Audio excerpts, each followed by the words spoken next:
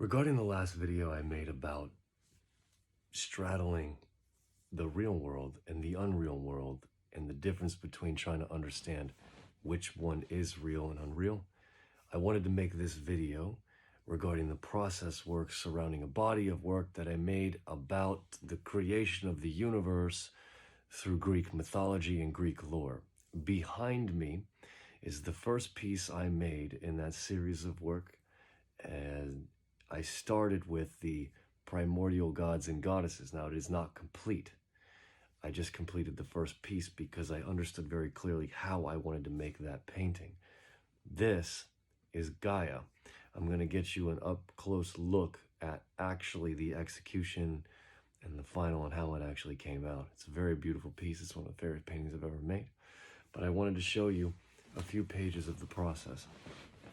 Until I can, and a couple other things regarding the process, until I can get the setup, since I just started doing these videos consistently, the camera and the rig that shows a bullseye shot through a bird's eye view of a sketchbook or a page or a book or some kind of document where you can flip through and see it, the spread clearly. I'm just going to do it this way. The 3 pages that I wanted to show to you regarding the Gaia process was just notes, right? I'll start with words, definitions, synonyms, antonyms, anything that will be related to the first couple of words that come to mind when I think about a concept, in this case, Gaia. What is Gaia? What does she represent? What do the Greeks think that she represent?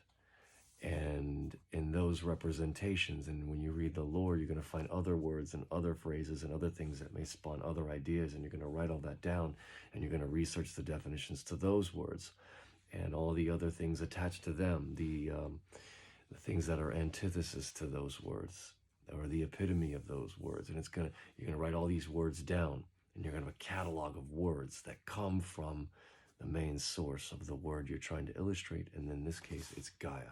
Now, I don't want to go into all the pages that I did writing all that stuff down. I just wanted to show you a quick example of that. When you get past that point in the process, that's when the visuals start to come in. Now, in this case, when you get a good look at it, the visuals were very much in favor of the shape in which the composition was going to take place. So in terms of Gaia, I focused on what Gaia is. Gaia is sky, Gaia is space, Gaia is time, and Gaia is earth. So I focused on those elements. When I broke it all down after doing all the research, I wanted to say, okay, let me just take this, simplify it, keep it simple, and then with her figure, do something a little erotic and sexy, but also something mystical and divine. In that regard, instead of designing out an illustration composition, I designed out how I wanted the piece to be made.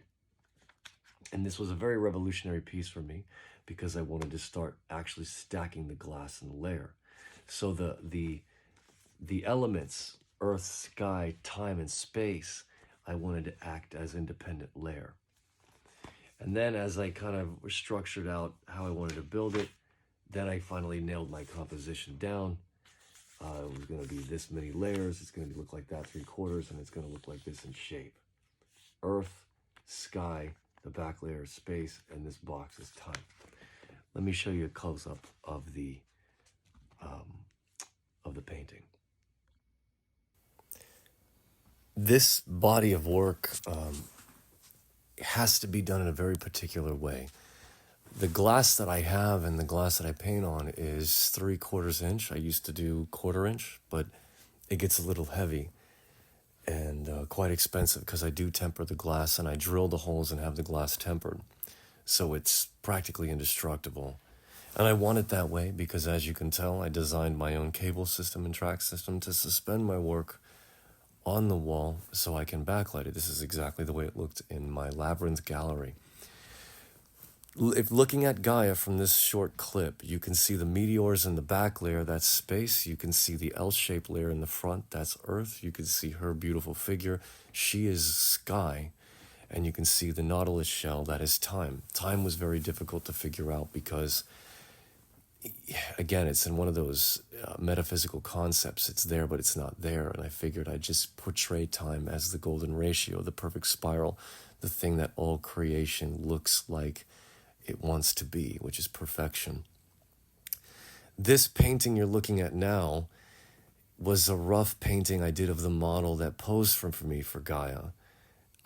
When I go into a model and a pose, I just try to capture the essence of what I want to capture in the final. I don't go for anything final. I just try to capture gestural and figure, and I try to more study the model. Okay, so there it is. That's the first piece in my series of Greek mythology work. I'm very excited about this body of work. I have the next piece in the opening act of the creation of the universe through the Greek mythological lore. It begins with chaos. Chaos is the form for which things could exist. If the void did not exist for which things could exist, nothing else could be. And this is what chaos was. And out of chaos came Gaia. And out of Gaia came Eros. And out of Eros came the Tartarus. So you had chaos and Tartarus and Gaia and Eros. I started with Gaia because my vision for her was so very clearly. The next piece was so very clear. The next piece I decided to take on was chaos, a very hard subject matter to try to illustrate. It's not tangible. It's immovable and unshakable, and it is ethereal. It's what Aristotle called substance. It's not here, but it's everywhere. It is the form that had to come into existence for everything else to be, but it is nothing at the same time. How do you illustrate a concept like that? I think I got it. And I'm going to make another video about this, about chaos, and a little bit more in depth about chaos. And I also have an extraordinarily lovely lady that's going to come in and model for the chaos deity. She's perfect. I just look at her gestures, I look at her facial expressions and her form, and the certain ways that she interacts with her own spatial reality, and I just see chaos within her, and she's going to be perfect. And I actually can't wait to get her in here and pose her and work with her. Which actually lead me into another video about what it means to work with a model and what exactly is a muse and how they can, well, I'll leave it there because there's so much to talk about when it comes to what a muse is and how it can inspire an artist to come up with an idea that they would have never had, or